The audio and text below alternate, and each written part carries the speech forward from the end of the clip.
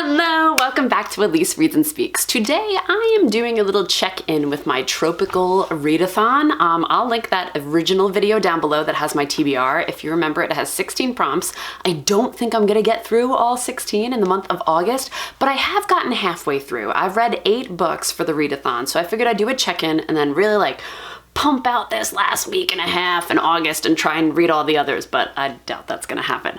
Okay, so before I get started on that, I also wanted to see if I have any beer drinking friends on YouTube. Because I put this on my Twitter, but I know that there's a lot of you that I correspond with that don't have Twitter.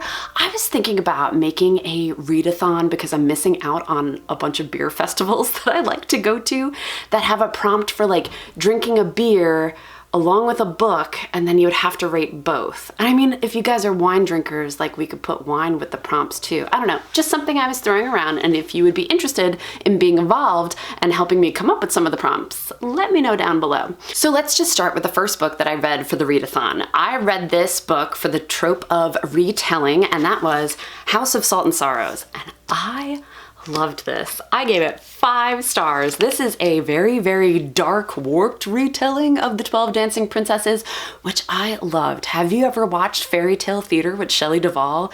That 12 Dancing Princesses, I watched all the time as a kid, so I was super stoked to get to this, and it was just wonderful. It gave me all the spooky, weird vibes that had elements of fantasy in it, and I felt like I just couldn't read fast enough. Is it perfect? It's not perfect, okay? There are things that I'm you could have made a different choice there.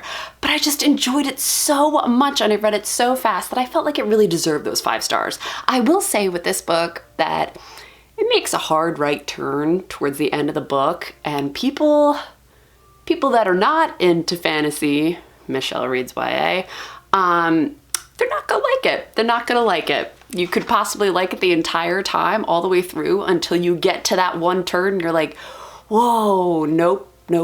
Okay, but I love fantasy, and I thought it was weird, but I loved it, okay? It was like a little Game of Thrones-ish with that old throwback of V. Did you ever watch that series, V, with the aliens coming to Earth and then presenting themselves as nice, but really they were there to take over Earth? Okay, so it was like a little splash of each of those, but I loved it.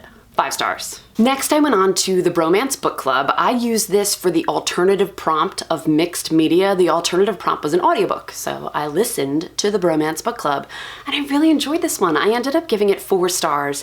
I don't think I've read a romance before where you're rooting for an already married couple to kind of find that spark and get it back together, and I really enjoyed that. I felt like I was rooting for a marriage. It got a little sexy at times, but not over the top for me, and I really enjoyed the premise of this pro baseball player finding a group of guys in his pro team that have started a book club so that they can better connect with their wives. I just thought it was adorable.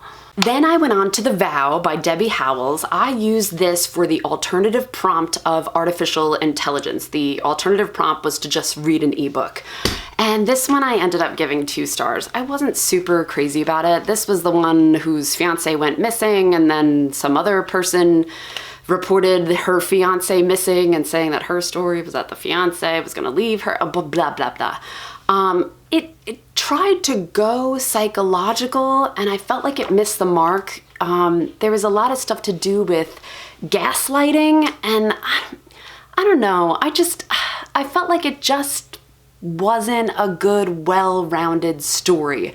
I felt like I wanted it to go a certain way, and it didn't go that way. I thought we were gonna find out a lot more about him with these 2 women that had these relationships with him, and then it didn't turn out to be that way at all, and it just wasn't for me. 2 stars. Then I went on to Every Heart a Doorway. I used this book for the absent dead parents trope. And remember in my last video I said that I wasn't exactly sure if this would be absent parents? It was. These were absent parents, okay? They went to this orphanage before they could be reassessed back into their usual homes. And I really enjoyed this one. It was a short book, but I just thought it was magical. I felt like it had some things to say about kid trauma. And I don't know, I felt really pulled to some of the characters. I like the world that was created, and I'd be excited to read more of these. I gave this one 4 stars, and I feel like this is a booktube darling. A lot of people love this book, and I understand understand why. They're short, but they just have a lot to say with these kids that have spent time in this. It's not a parallel dimension. It's another world, okay, happening at the same time. Another world. Our main girl in this book goes to like the underworld and ends up loving it there. And then when she's transported back to home, it's like dealing with that trauma of wanting to go back to that other world and not knowing how to get back there. And I really enjoyed that. Next, I read Race to the Finish Line by Ayesha Youssef, and this was one of the NetGalley arcs that I had. I used this one for the trope of new kid on the block because she arrives at a new school in this like little bumblefuck town in Arkansas, and it's really, really freaking racist. I ended up giving this one 2 stars, which I'm super bummed about because the premise just sounded so good. Like, she arrives to this racist town, she has to deal with this racism because she's Black Muslim, and I feel like I don't read a lot of books that feature a Black Muslim girl, so I was just excited to get into that. It was just, I felt like things happened too fast, and the town was like really in your face about being racist fucks, and it's like, I mean, do people feel that brazen? I'm sure they do. I guess I just haven't come across it in these small towns because I haven't lived in one like that. But I guess that I wanted it to be more of a secretive thing, a closed school kind of thing where you just feel it, but it's not so in your face. And I mean, from the first day there, like, she was being called the N-word, and I was like, oh, okay, so yep, this is racist. But that also wasn't the only thing going on. There was, I don't want to ruin it, okay, but the underlying premise is that this town has a history of Black people disappearing, which is a problem in different communities in the United States. You know, Black people go missing. What happens to them? So they're trying to get to the bottom of that. I just didn't like a lot of the execution of it, and I had a major problem with one thing in there, but it's a spoiler. If you are interested in hearing this spoiler, you can go to my Goodreads page and look at my my review for that, because I labeled it as a spoiler, so then you have to click through and read it. That is the main thing that I had a problem with, and I felt like if I felt so strongly about having such a huge issue with this book, then I really couldn't give it any higher than 2 stars, which is a bummer because the premise just sounded so good and I wanted it to be wonderful, and it just missed the mark for me. Then I listened to the audiobook of The Adoration of Jenna Fox by Mary E. Pearson. This was for the trope of amnesia that I forgot to talk about in my original video. Okay, but I did remember to read it, so, you know, win. However, not a complete win because I gave it 2 stars because I wasn't thrilled with it. This is a backlist book, and I hadn't heard much about it, and now I understand why. Like, I wasn't into it. This girl went through this accident, and when she comes back from this accident, she's lost a lot of her memory, and she's trying to like regain that memory back, and then you kind of find out why she's lost so much of that memory, and it was somehow boring and too much information at the same time. I wasn't drawn to any of the characters. I found myself not caring about anybody, and I felt like if I didn't care about the plot and I didn't care about the characters, then I can't give it higher than 2 stars. I didn't actively hate it, which is what I save my 1-star books for, so 2 stars seems like the right rating for that one. Next, I listened to the audiobook of The Worst Best Man by Mia Sosa. This one I used for the prompt of Forbidden Love because this girl and this guy were engaged. The day of their wedding, he decides that he's not gonna marry her. She is not the one for him, and he leaves. So pretty much leaves her at the altar. So a little time goes by, and then she starts connecting with his brother. So it's like forbidden love because this guy is going for the brother's ex-fiance. However, that guy jilted her at the altar, so in my opinion, it's not forbidden because that guy was an ass. However, in this brother's head, it's probably forbidden. Whatever. All right, so I will say that this one is a lot smuttier than I expected it to be.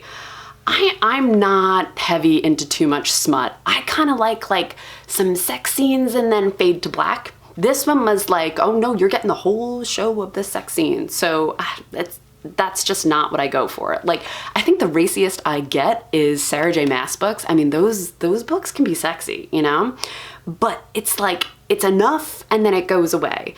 This one, there's just a lot of description that I was like, I don't really want to listen to this. I mean, I'm gonna listen to it because I have committed, but this is a lot. And it went on for a while, but I was like, okay, I'm just gonna twiddle my thumbs and see it through.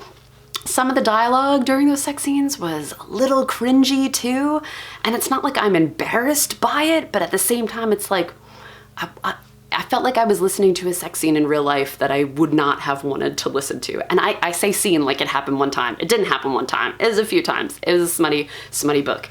If you're into smut, you would probably really enjoy this one if you like Hallmark movies with a bunch of smut. You know, this was probably right up your alley. It's just not totally for me. However, I did like the overall story itself. I thought it was cute. So the story without the sex, I gave it 3 stars. I couldn't give it higher than that because I was like, this is not one that I'd pick up again. And this is just not my personal preference for books. And the last one I finished today.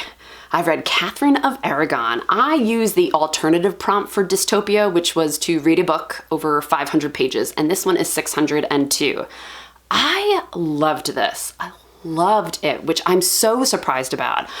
You may remember that I decided to go back and read this one because I really enjoyed Anne Boleyn. I thought that Alison Ware made me see Anne Boleyn in another light, and I thought maybe she could do that for Catherine, and she really did. I gave it 5 stars. I enjoyed it immensely. It took me a while to get through because it's over 600 pages and it's jam-packed full of information, but I love the way that she writes these characters. I mean, she makes it so believable. She sticks close to historical events, so it's very easy to believe that these women were exactly like the way that she writes them.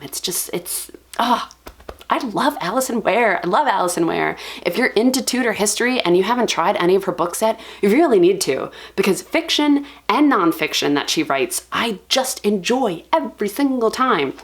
So Emily, if you're watching this, I am ready for our Jane Seymour buddy read in September. I do need to still download Voxer. Okay, if you're watching this, I will download Voxer and we will be ready for September 16th to read Jane Seymour. I hope it's another 5-star because Catherine was 5 stars, Anne was 5 stars. I'm hoping that she makes me see Jane Seymour in another light so that I can give it 5 stars. I'm like, oh, I'm super pumped, super pumped. Okay. So those are the 8 prompts that I have gotten through already. I have 8 prompts to go and I have 9 days left. I don't think I'll be reading a book a day, especially since one of the ones that I picked was over 500 pages. Don't think that's gonna happen. But I will tell you what I'm starting next. I am deciding to go for the prompt of Magical School. I'm gonna read Wild Magic by K.M. Sharon. And I'm pretty pumped for it. I need like a little light, fun, magic, witchy vibe, and I think that one will be perfect for me. Plus, I realized that if you do one of the team challenges, that's one of the team challenges for Team Science Fiction Fantasy, you earn more points for your team than just completing the common challenges. So I need to get to the team challenges and the team book, because those would bring my team more points. Right now, as I'm filming this, my team is in 2nd place. We are just behind Team Mystery, Horror, and what is that? Team Mystery, Horror, Thriller. Okay, we're a little bit behind them. So I think if I can get those team books, maybe it would push us into 1st place. We'll see. We'll see. Anyway, thank you for tuning in to Elise Reads and Speaks. I will catch you next time, guys. Bye.